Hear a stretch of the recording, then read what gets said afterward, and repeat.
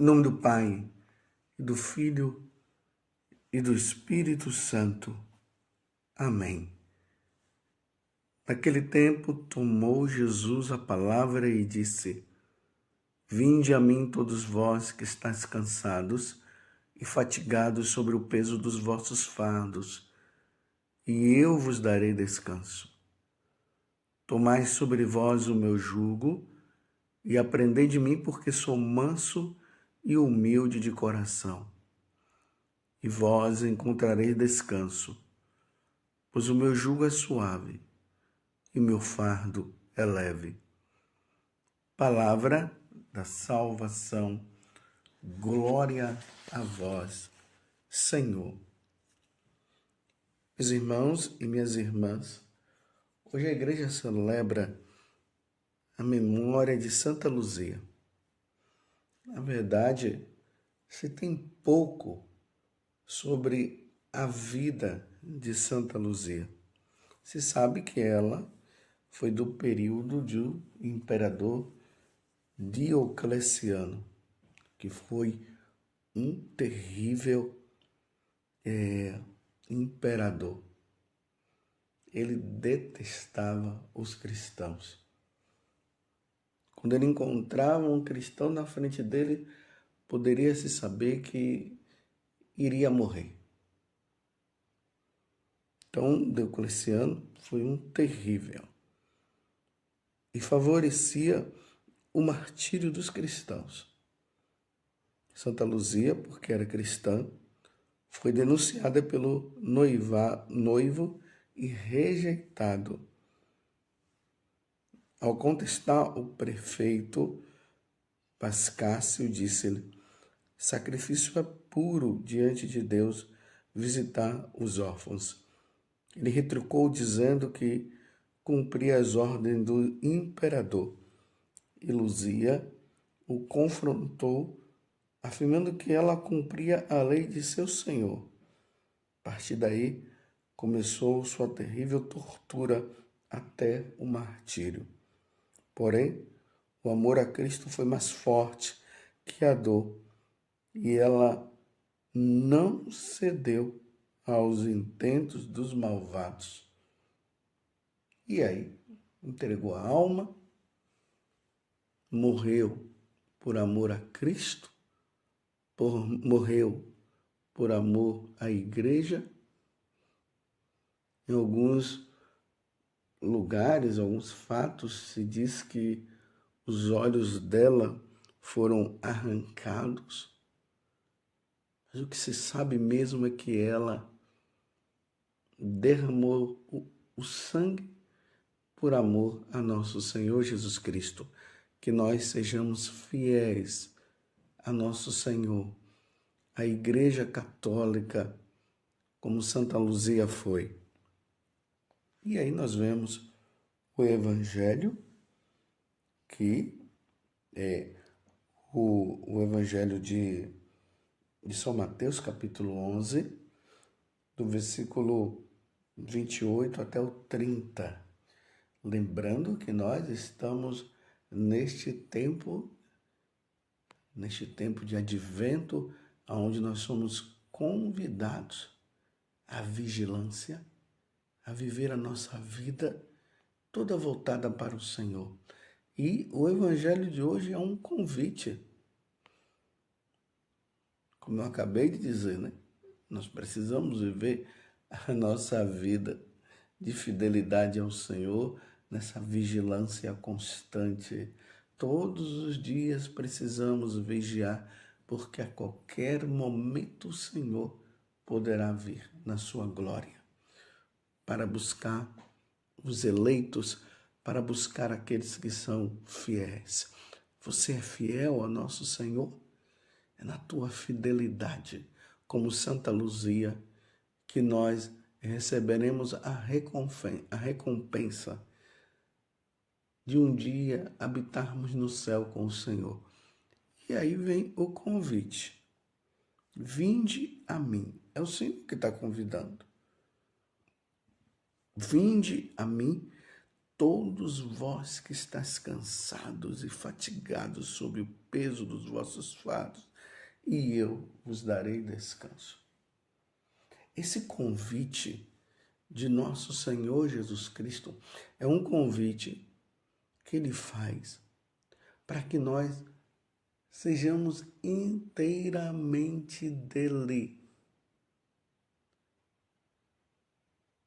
Precisamos ser inteiramente dele, porque as pessoas que vivem longe do Senhor, embora aparentemente elas acham que estão bem, elas não estão bem. Elas estão vivendo uma alegria, desculpa dizer, mas uma alegria mundana, uma alegria que é passageira, uma alegria que se baseia nos prazeres, uma alegria que vai se baseando numa felicidade, mas uma felicidade que é fora de Deus, mas que não vinga, que é somente por um tempo.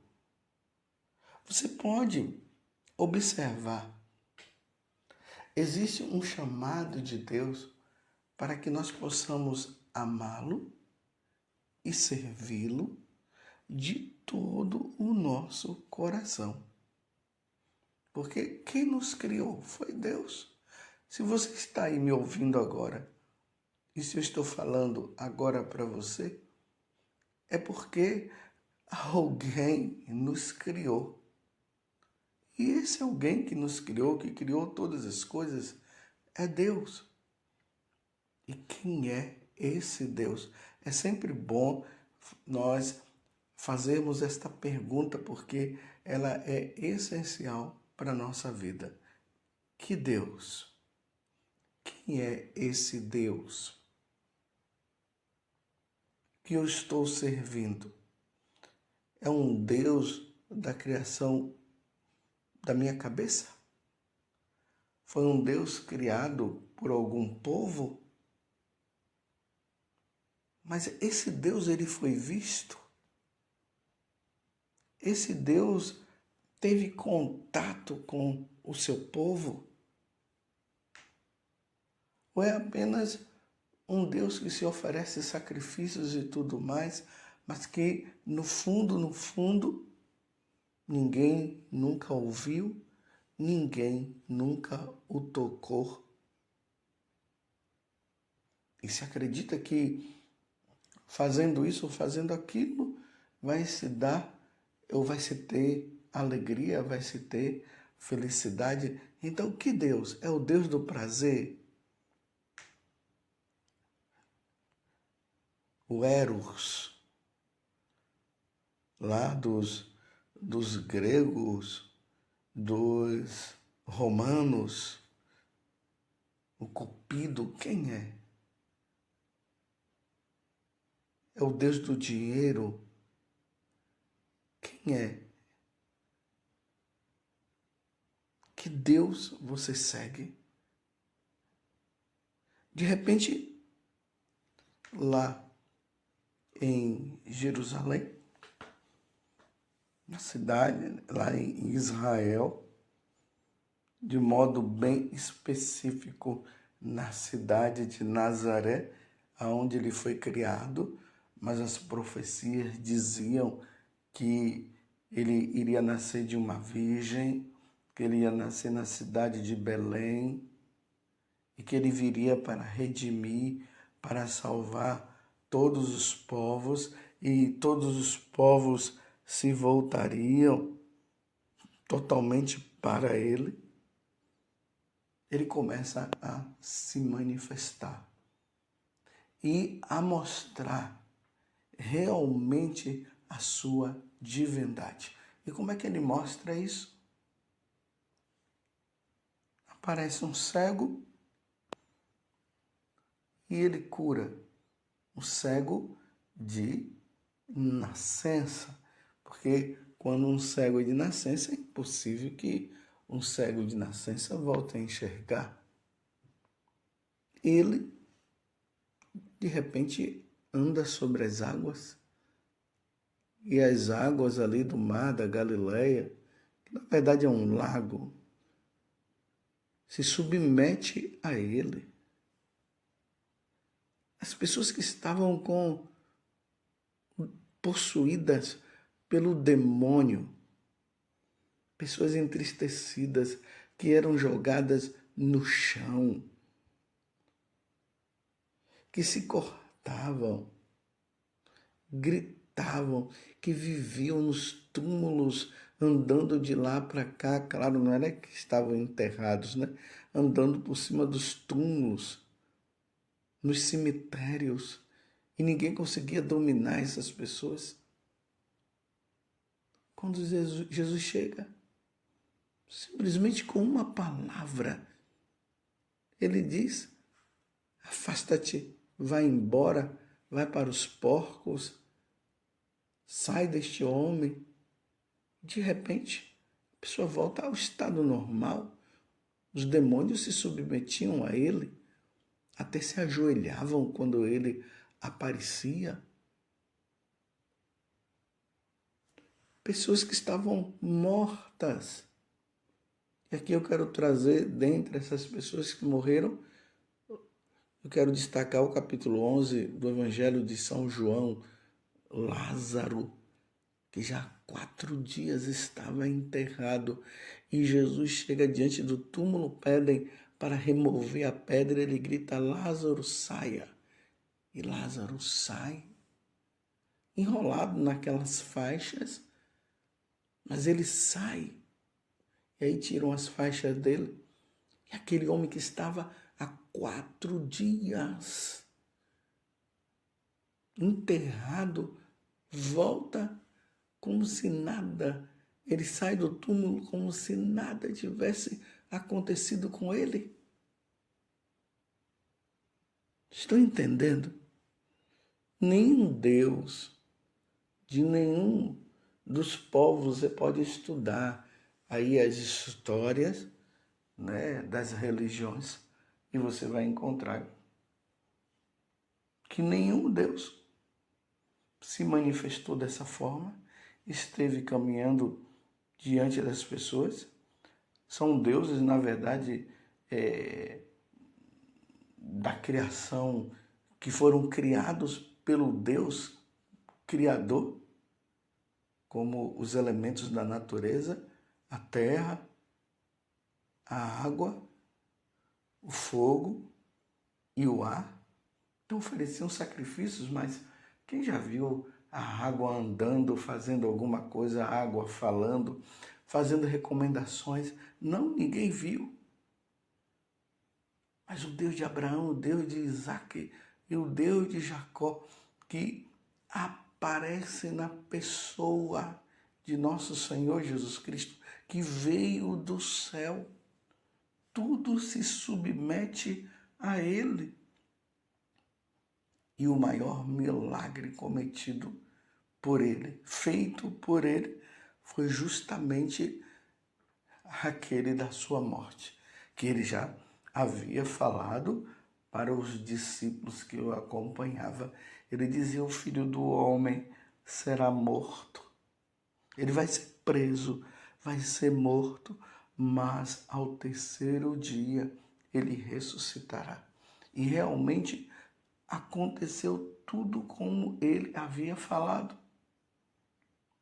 Ele foi preso injustamente, foi julgado injustamente, e através do julgamento condenaram-o injustamente.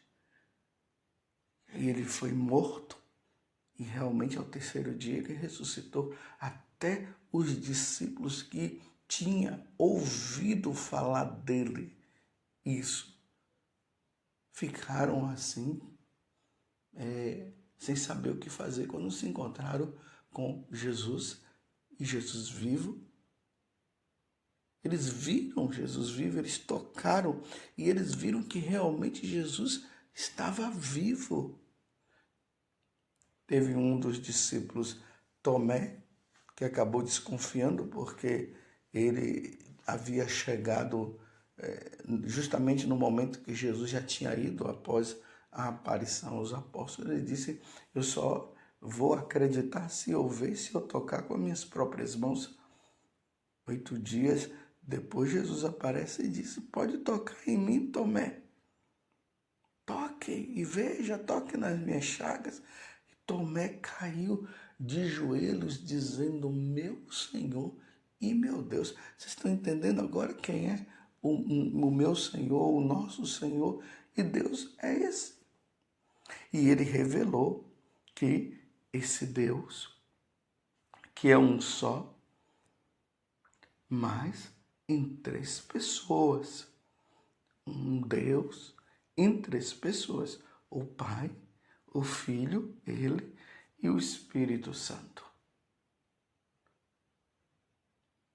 É esse Deus que se revelou desta forma e que hoje se torna presente na sua igreja, que é a Igreja Católica, e se está presente na Eucaristia, porque ele disse que ali na última ceia, antes dele morrer, ele instituiu o sacramento do sacerdócio e o sacramento da Eucaristia. Ele instituiu esses 2 sacramentos, dizendo que ele estaria presente ali na Eucaristia, e realmente nós da Igreja Católica cremos nisso. Então, nós cremos nesse Deus que veio do céu, que se encarnou no meio de nós.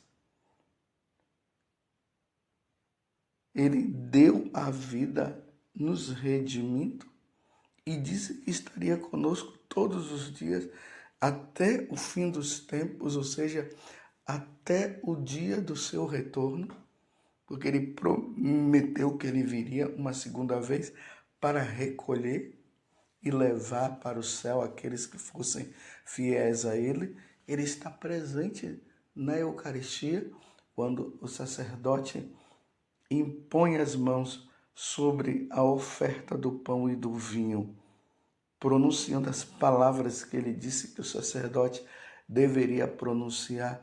E o sacerdote vai lá e diz: isto é meu corpo, isto é meu sangue. Ele está presente ali. E nós, católicos, cremos e nós adoramos ele. E para aqueles que dizem que é tudo uma história, que é a história de carochinha, em muitas situações, pessoas tiveram experiência.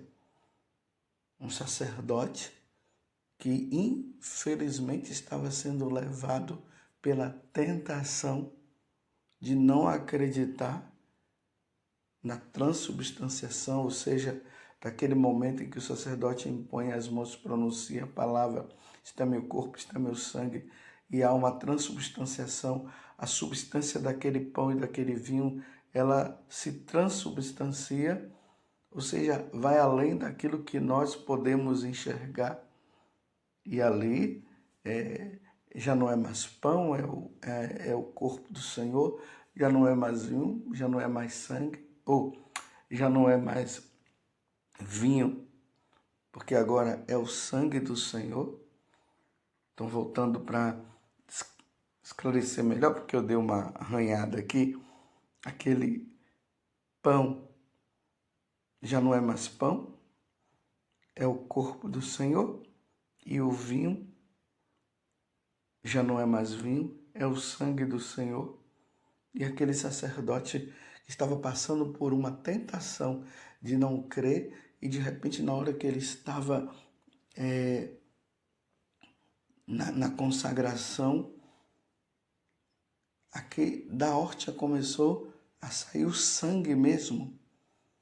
O sangue mesmo no sentido assim de que quando nós vemos com os nossos olhos, nós continuamos vendo a ver o vinho, continuamos a ver o pão, mas já não é mais pão, é o corpo do Senhor. Vemos o vinho, mas já não é mais vinho, é o sangue do Senhor. Mas nós cremos nas palavras de nosso Senhor Jesus Cristo. Então aquele sacerdote viu milagrosamente o sangue escorrendo. E aí ele pronunciou a palavra Corpus Christi, ou seja, corpo de Deus, é o corpo de Deus. Levou para o bispo viu aquilo também, Corpus Christi, aí deu-se início a essa procissão do corpo de Deus para que os cristãos pudessem afervorar a sua fé na presença de nosso Senhor Jesus Cristo e para que os pagãos pudessem crer. É esse Deus, meus irmãos, que nesse tempo do advento nós estamos aguardando para celebrar os 2024 anos da sua vinda à Terra e ao mesmo tempo que nós esperamos o retorno dele, é esse Deus que está dizendo agora para nós no Evangelho de hoje: vinde a mim, todos vós que estáis cansados e fatigados sobre o peso dos vossos fardos, e eu vos darei descanso. Tomai sobre vós o meu jugo e aprendei de mim, porque sou manso e humilde de coração, e vós encontrarei descanso, pois o meu jugo é suave e o meu fardo é leve. Louvado seja nosso Senhor Jesus Cristo, para sempre seja louvado, e a sua mãe Maria Santíssima. Creia e vá ao encontro do Senhor, que te chama, e você terá a verdadeira felicidade.